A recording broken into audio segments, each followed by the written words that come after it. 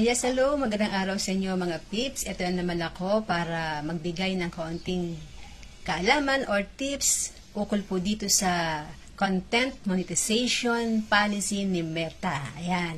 Alam nyo mga peeps, kung hindi naman po marami ang followers po natin, hindi naman marami yung ating mga views, wag tayo masyado mag-concentrate sa pag-upload ng mga videos tsaka reels kasi napakaliit po ng kita dyan.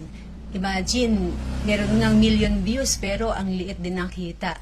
Mas mag-concentrate tayo doon sa pagpo-post ng mga images na sa palagay natin makabuluhan o kaya nakakatuwa.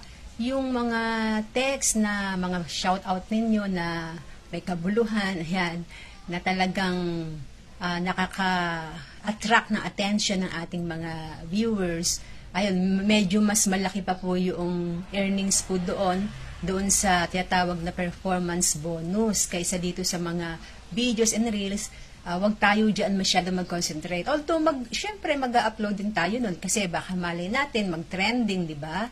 Ayun. At isa pa po, wag din tayong mag-upload ng mga video na hindi po atin kasi baka ma-detect ni Meta yan, an original video, kinuha mo lang sa internet, tapos pinost mo, nilagyan mo lang ng konting text, di ba? O kaya ng boses mo, kapag na-detect ni Meta yan, unoriginal yan, magkakaroon ka ng violation.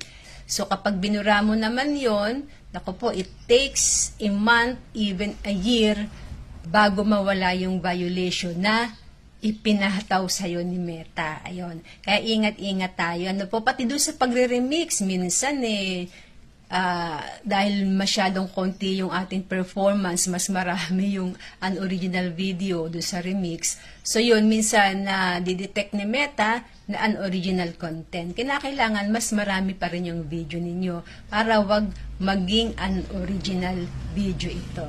Kaya ingat-ingat sa pagpo-post, sa pag-upload ng mga video. Ayun, kaya para tayo po ay wag magkaroon ng violation, sundin nyo itong aking tip na ito. At para nga po medyo lumaki yung earnings natin, huwag masyado mag-concentrate sa pag-upload ng mga reels and videos. Lalo na kung hindi naman po marami yung ating mga viewers at saka yung ating followers. Ayun. Pero pag tingin ninyo, magiging viral or trending yung video na nakuhaan nyo halimbawa sa daan, ayun, pwedeng-pwede. Ayun, yun lang naman mga peeps. Hanggang dito ulit. Hanggang sa muli, God willing. Bye-bye!